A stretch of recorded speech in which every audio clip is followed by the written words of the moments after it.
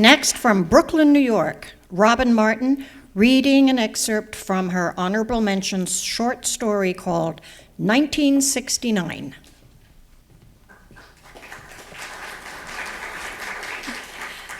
Thank you. It's really an honor to be here. The story also won first prize in the Tennessee Williams Literary Festival, so it's just come out in the New Orleans Review. I'm just going to read quickly the first couple pages. It's in two voices. 1969. Tom Tomlin. We lived in a small tract house identical to the houses in the 2 square miles around the intersection of White Oak and Satakoy. Our mailbox had the wrong name on it, Abbott instead of Tomlin. We got our mail anyway. Well, maybe the houses weren't identical if you took a ruler to them, but the same as 2 boxes of Cheerios, the same as 2 sky blue Falcons, the same as 2 baseballs, the same as identical twins. There's the clincher. What looks alike does not tick alike. The layout is the same.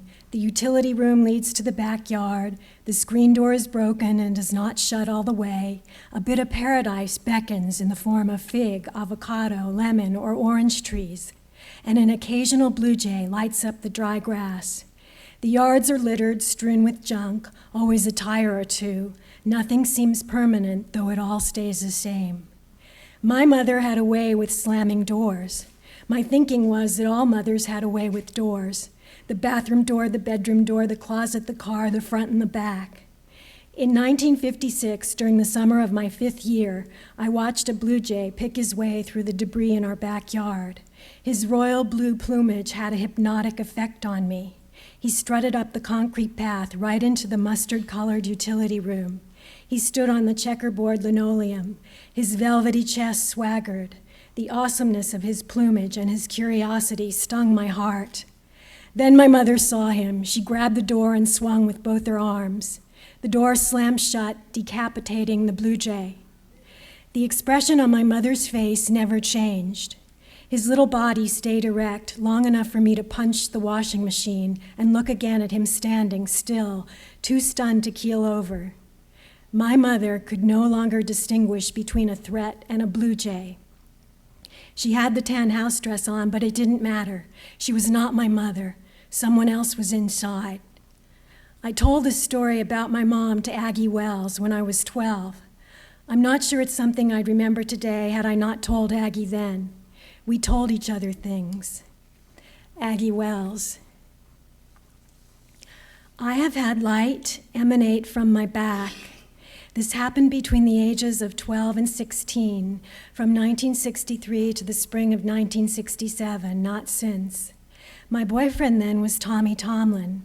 On weekends, he would go off surfing with his older brother and friends, and on weeknights, desecrate property, Jewish temples and stuff, with the same older brother and friends. Tommy was not the leader. Some nights he'd stay home and we'd talk on the telephone. We went to the movies on Friday nights, saw Cat Ballou with Jane Fonda 12 times.